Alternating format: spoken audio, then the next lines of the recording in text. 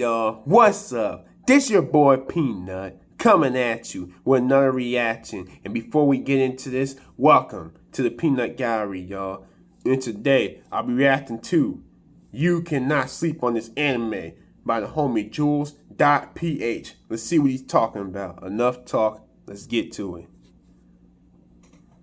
Spits the gum in the rice. Why? You're done eating, right? Throw that out with the rest.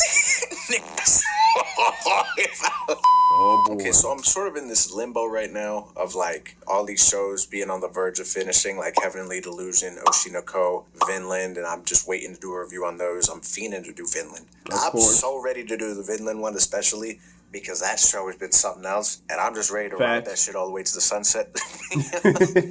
But no, as I always do, I was like, let me start something new. And I've been pestered. When I mean pestered, the person's going to be watching this video, I'm not even going to specify because they know who they are. Show's been out for 19 weeks now, 20 weeks.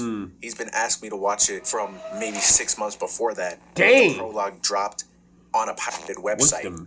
But if you haven't seen the show, there will be spoilers for the prologue and the first 2 official episodes of the show. So just keep that in mind. Immediately when I started this little prologue, I guess I was getting like a Star Wars vibe from it. Again, I have no knowledge on this Gundam shit. So if I say something ignorant, you can correct me in the comments and we could go from there. And I don't think I've seen many prologue for shows in general, but I will say this was a strong start. I was kind of mad that I was enjoying it because you know when someone tells you to watch something or someone tells you to do something over and over again and then you're like, damn, that shit was kind of good, but you like don't want to admit it. Right. Damn, nigga, that shit was fine. No, so we start off with this lady pilot in this big suit, and I guess it's this girl's birthday, Harry. I know in episode 1 and 2 she has a different name, and I don't know if that's on purpose or if it's just something I missed. Seems like I'm in this show as well, and my girlfriend did have red hair not too long ago, so this is basically us. But no, it seems like there's a lot of politics in this show in regards to these Gundams, and a little bit later in this prologue, it's like, I guess people are angry that the Gundam are using like the human's life force, and basically it's like a sacrificial mech. But we also find out that Aries' mom is part human, part robot because her hand malfunctions and almost sets the place ablaze.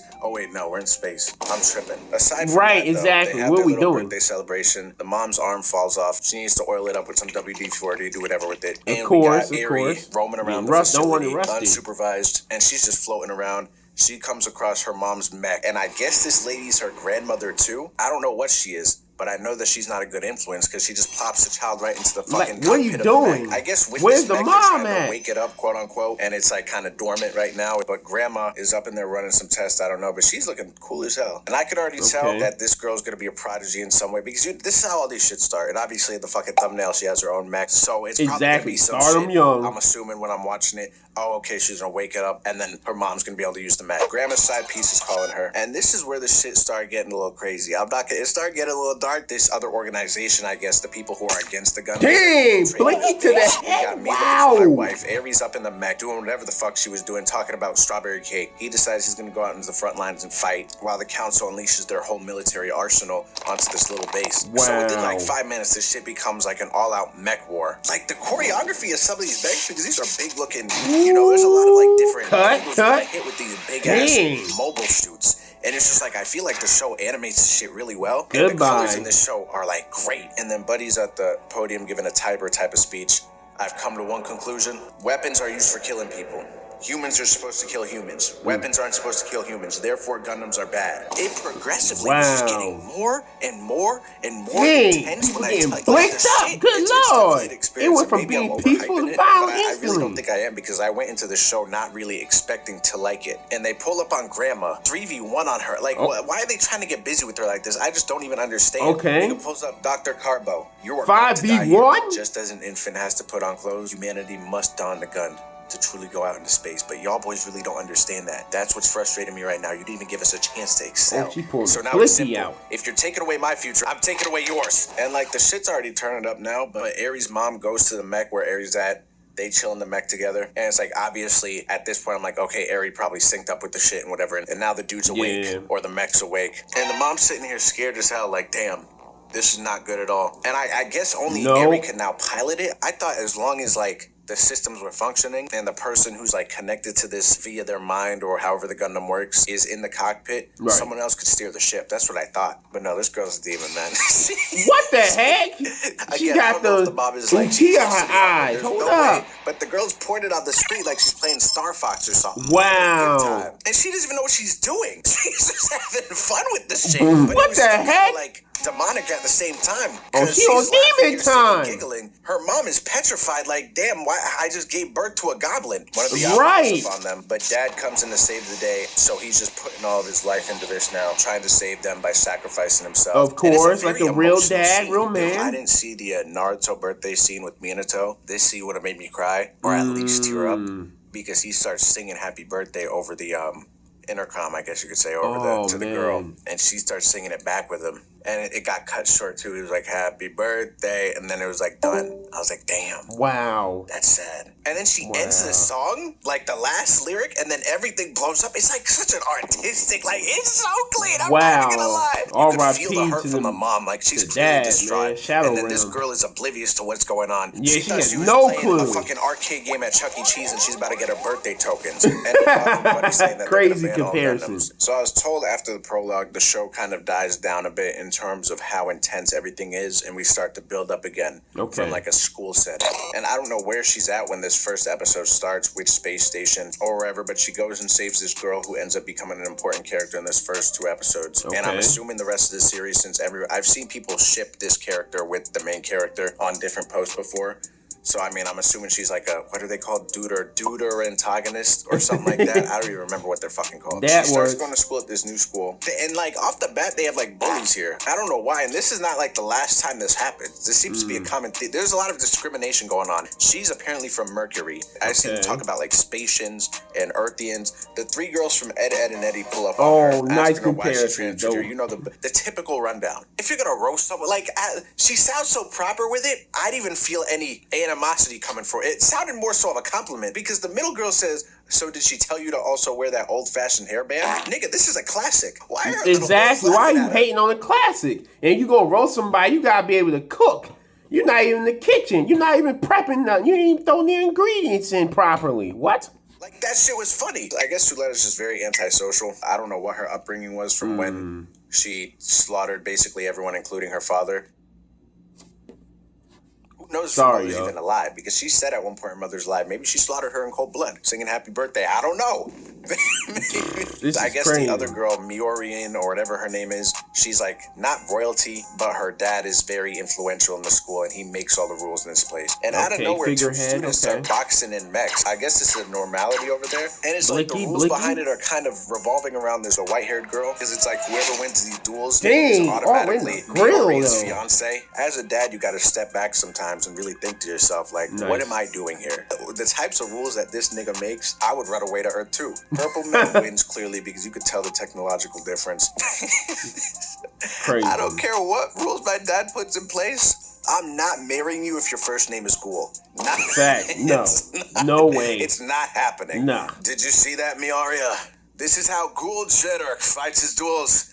Both you and the company, they're both gonna be mine soon, Shoddy. Damn, man, claiming his territory. And Suletta and Miorine, I'm gonna say that's, I don't know if I'm saying it right, but they're having a little bonding moment at her tomato garden, and Mr. Gyul pulls up, and he's trying to spit game, not in the most appropriate way. And I know he's a really stuck-up rich kid, but you've got to have some common sense, right? How are you gonna pull up into her domain saying, I came up with the bright idea, you're gonna live in my house? I never agreed to this shit. What? Your father put these rules in place, sweetie. You think I always gotta listen to my dumbass dad? Fact. Look at yourself, Strawberry Frosting. Aren't you daddy's little lap dog? Ooh. She was kind of going off on him a little bit, just a tad bit. So, and his response to that, very smart move, very smart play here. Let me destroy her plants that she's been growing for however many days, years. Let me squish her tomatoes. Let me just throw my quote-unquote fiance onto the ground. Let me push her onto the ground. Suletta's trying to figure something out, but everyone's on their phones doing whatever, not even caring. And I knew he had some zest to him too, because Suletta figures she should de-escalate the situation by smacking his ass. What? Look at the pose he's hitting. Why is he posing like that? She's a funny character. I'm not gonna lie, like her like anxiousness is kind of annoying at times, but it is funny. And then he's basically talking, he was like, oh, unless you want to duel me yourself, and she accepts, and she's like, fine, I'll fucking duel you. But wow, okay. Gloria takes Suletta's mech out, doesn't know how to pilot the shit, and she's losing bad. And then Suletta somehow gets onto the battlefield, hops in the cockpit with this girl, and she pops off on this nigga. It's crazy. Because he's rolling around in his mech with those big ass ankles. Dang. I don't know what these flying objects are that she like can control, but she has like damn near 10, 12 of them, however much. And before he even has a chance to like move, she just unloads all the clips. She breaking him up. Hold up, okay. He's saying that like, dang, tore him apart. She's done this. She was kind of grabs behind her, pulls out her lightsaber, man. And it was looking nice, like the animation, clean. Slices the man just for the effect. And while this is happening, like his dad is trying to execute the president. There's something fishy going on behind the scenes with that too. But like the scene with the feathers falling down and the sun coming through the clouds, that's dope. And I could see why people were shipping them, just because Miorine was talking about how Suletta was now her new fiance due to the stipulations that her father already put in place. So then by default they would have to get married. But then when the episode starts again, she's like, but obviously that would have happened. But I really thought they were about to get frisky though, just because she was like, well, you're from Mercury. We're not like that over here. Anything goes. She was spitting game to Suletta. The problem was that people were recognizing that her mech was kind of like broken. So they confiscate her mech and they're threatening to destroy it. And they have her in the interrogation chamber and all. Your father is dead, and your mother is currently assigned to Lagrange 1. Fact or cap? I already told you the answer. Fact or cap? Yes. Would you say that the machine that you were piloting was and is in fact a Gundam? Her name is Ariel, and that's Cap. And I really appreciate so far the politics in this show. Man. Like there are a lot of different ideas being thrown around, and I feel like it really correlates to like real life and how situations are handled nowadays when there are so many different opinions being thrown out. Because we have this dude whose son just lost a one-on-one, and he's upset, he's a sore loser. So he's sitting here trying to banish this girl back to Mercury. But then we have the elder here who while Daddy Ghoul is screaming at the top of his lungs, he's like, well, if we banish that girl, then your son will reclaim the title of the holder, won't he? Isn't that what Daddy wants? He wants to save his son's little baby ass, embarrassing his ass. And there's just a lot of tension. But yeah, now the whole school thinks she's a cheater as well. But then there's some people vouching for her, some people interested in what she's got going on. Because I guess Gundams are like ancient technology at this point. Since white-haired girl's dad banned them when they executed Suletta's whole fucking family and her whole origins. And this is what I'm talking about, this discrimination. Again, I feel like this is a very common theme, and this is going to be a very important idea in the show. Maybe I'm just overestimating this shit. But we've got these two kids and then Cotton Candy sitting next to them. These two girls pull up doing your stereotypical bully nonsense. And it's like, this is a 3-on-2. We're outnumbered. I'm not getting up. I am not getting up. Usual table or not, you can sit next to me. I'm eating my lunch. The girl with the blue hair is being very reserved. She's being calm about it. She's like, you know what? I'll just get up. It's fine. Let's go, guys. I finished my food anyway. She's barely even taking a bite out of her steak. And I'm gonna be honest, I'm not very fond of these Spacians either. No. Because it's unnecessary shit like this, right? Spits the gum in the rice. Why? Right? Throw that out with the rest. Damn, the disrespect. Oh, man, you have to run the fade after that. This nigga is sitting here with his strong-ass jawline. Look at that. Good God. That is a crazy-ass fucking jaw. But he's standing here. He does not know what to do. And Cotton Candy's losing her mind. She's about to fucking pop off on them. Rightfully so, though. This girl's talking about let's go choo-choo. Still has a smile on her face. And I could tell she was boiling because she's walking away not saying a word. Heated. And I'm actually expelling this kid from the school right now. I just realized what he did. Nika and Cotton Candy start walking away, and he stays. As the Spacian girls are about to sit down, he says, sorry, I'll clean it up right away. What? This kid needs to hit the weight room, get a fade, come back after 6 months. You need to be able to hold your, like, what the fuck are you doing? Bro, what are you doing? You gotta hold these boys accountable. On your friend's lunch tray, you could just take in a whole fucking snag out of hers with that fucking crocodile jaw. that interaction pissed me off. Roasting. That was definitely like racist almost. Facts. I think it was. It might have been. And it seems like Marion is trying to escape to Earth, but she's also trying to get into contact with her dad to try and like change these rules because she's peed off about the shit. And the lady that was initially going to take her pulls up on her, asking her if she wants to go, and then she agrees. So I'm thinking she's already earthbound and she's done. Right. And while that's happening, Ghoul Jeddirk is getting scolded by Pops about how he embarrassed the family. So a member of the Jeddirk family lost a duel in a Jeddirk mobile suit, and he clocks him in the head. I mean, that's good parenting. Right. Do what you got to do. Yep. We got a business to run here. Forgive me, Papa. Come on, man. And then there's this messing other up the lady reputation. I don't know if she's I'm sure we'll learn about her in the future, but she has similar tech to what Suletta's mom had. But she has an Oculus on her head. Okay, and then she's, okay. Called over to this interrogation, briefing, council meeting, whatever the fuck it is, because I guess they're suspected building these Gundams.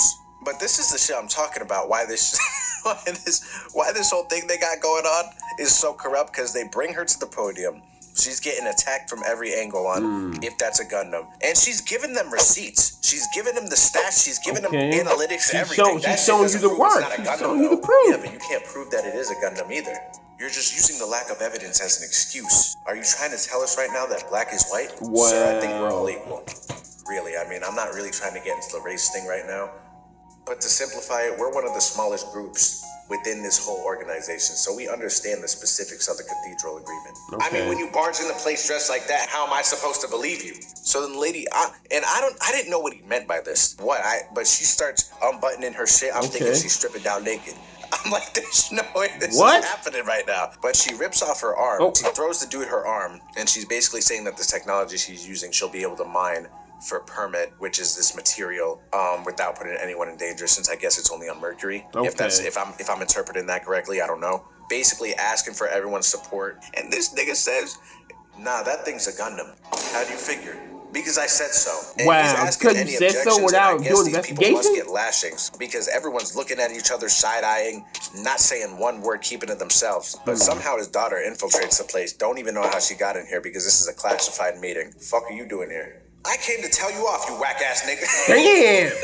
Coming for his throat! You're a hypocritical bitch of a father. That's exactly what you are. And I'm gonna say that in front of all these boys. Just because you're my daughter, that doesn't mean anything. You have no authority to speak in this room. It's always the same with your dumbass. I just want everyone in here to know that he's been doing this shit for my whole life. All 17 years of them. He looks down on me, controlling my life without asking or explaining. I mean, just put me on a fucking leash already. Or this is why I kind of stopped watching here, because I feel like the series is just going to pick up from here. She challenges this man to a duel. She's like, in that case, you know what? I challenge your ass to a duel. And if I win, you're going to bring Suletta back and you're going to keep her mech. And if we lose, you could do whatever the fuck you want. Send her back to Mercury, send me to prison. I don't give a fuck. You can marry me to that nigga Guel tomorrow. Dang!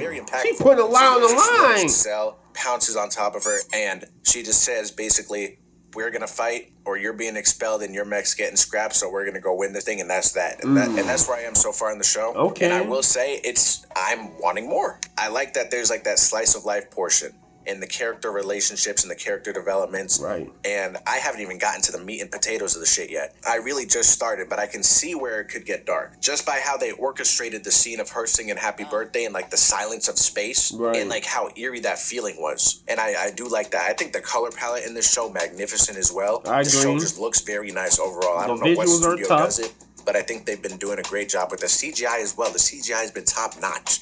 And the fighting, choreography of the mechs. And yeah, in the opening ending, I think, Sobai, she's like 2 for 2 this year. She dropped the fucking opening for this show, which is solid. It's not better than Oshi no Ko. Okay. But the Oshi no Ko one and this, they're both bangers. So, I mean, that's another plus of the show. The ending song is good, too. And I think just visually, this whole show so far, I'm liking it a lot more than I anticipated to. Okay. So when I get to the end of the show, if people want me to do a full review of it, I will. But as of right now, my initial rating of the show, I think I would give it like an 8.5. Yeah, I mean, it's not bad. It has potential watch so far, and I could see the potential with it, and hopefully they just don't fold on it. And that's really all I gotta say about it. Vinland review coming soon. When this video is posted, it'll probably be like a week's time, week and a half, I would say, maybe a bit more. But yeah, without further ado, on to the next one. And yeah, that's it. Nice. I like how he narrates it. His pacing is very good. He's very deliberate. Like he's telling you, he's going step by step. I love it. This is dope right here. I never heard this anime. Like we've seen different variations of Gundam shows and movies and stuff like that, but this is different. This does have potential. Shout out to the homie Jules.ph for doing this one. This is called You Cannot Sleep on This Anime, Witch from Mercury, man. And / Gundam, of course. Before I end this, please, thank you. Thank you so much, guys, for supporting the channel. Hope everybody has a blessed weekend. I'm out. One love.